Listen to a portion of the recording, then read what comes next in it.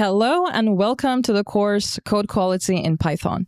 I'm Nagar from Real Python and I'll be your guide throughout this video course. Your focus on this course, as you might have guessed, is learning how to write high-quality code and flag low-quality code. What is even meant by high-quality code? High-quality code has certain characteristics to make sure it gets the job done while staying straightforward for you and your team to read, test, and maintain down the road. Now you know the goal, but what characteristics are we talking here? What do you actually have to watch out for? Sometimes your intuition helps you out, and even sometimes it's enough. Look at these two code blocks, for example. You have two blocks of code that calculate the area of a rectangle, but which one is high quality? The first block on the left shows a function called f that takes in two parameters a and b, and then it returns a multiplied by b. You're testing this function with inputs 5 as width and 3 as height, and you're getting 15, which is 5 times 3, which is the correct answer. The code block on the right, however, has a function called the rectangle area. Instead of a and b, you have width and height as your input names. You're also checking the user input and validating whether they're floats or not. And then you're checking for edge cases. For example, what if the user has given you, say, negative values? If so, you're raising a value error.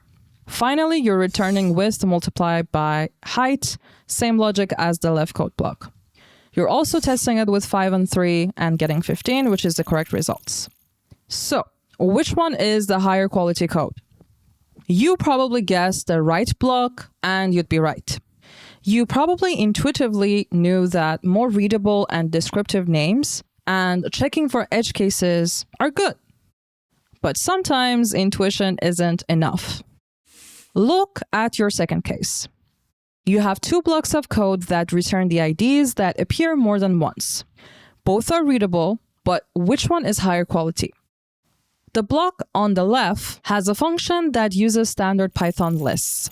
It loops through your IDs one by one, and for every unique ID that it sees, it uses the built-in .count method to scan through the original list and check if that ID appears more than once.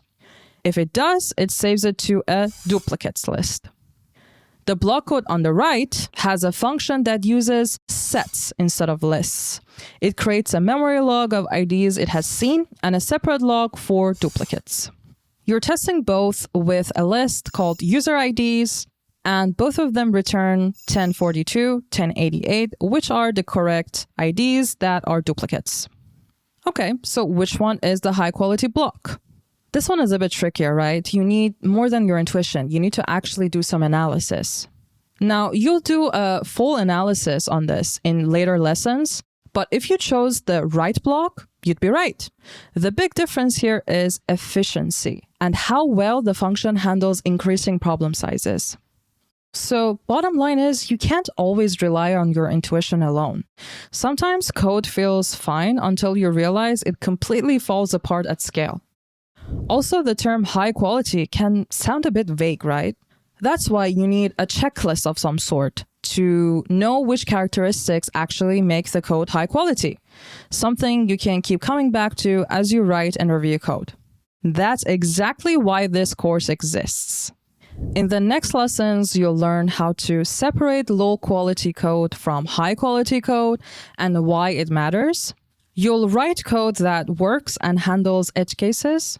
You'll learn how to make your code readable so any developer or future you can open it and understand it instantly. You'll also learn how to choose the right data structures and algorithms for efficient code. And finally, you'll learn how to spot and fix security mistakes like unvalidated user input before they become vulnerabilities. Overall, your goal is to write code that lasts. Okay, ready? Next up is defining high-quality code. You concluded earlier that high-quality code has some characteristics that set it apart from low-quality code. You saw an example earlier with two blocks of code that calculate the area of a rectangle. One was high quality, the other one was low quality. One takeaway here was that they both actually worked. Even the lower quality code got the job done.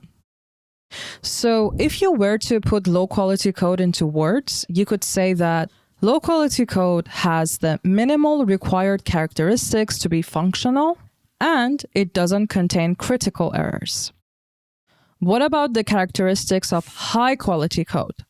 In addition to being functional, high quality code is readable, meaning it uses things like descriptive variable names and doc strings to make it straightforward for anyone to understand what the code is supposed to do. High quality code is efficient, meaning it uses appropriate data structures for the problem at hand.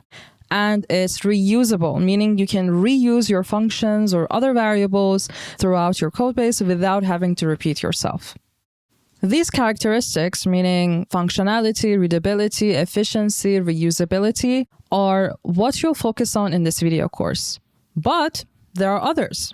You can check out this real Python tutorial called Python Code Quality, Best Practices and Tools to learn more. In the next lessons, you'll zoom in on each of the high-quality code traits that you just encountered more in depth, and you'll also learn how to implement them practically. You now have a high-level understanding of high-quality code. In this lesson, you'll zoom in on some of its most important pillars. Before anything else, you'll focus on these 4 questions and learn about them one by one. First is functionality. Does your code actually do what it's supposed to do? Then you have readability. Could future developers, or future you, understand your code without a struggle? Then you have efficiency. Does your code scale cleanly without crashing? And then finally, you have reusability. Can the same logic be used again and again without copy-pasting or rewriting it?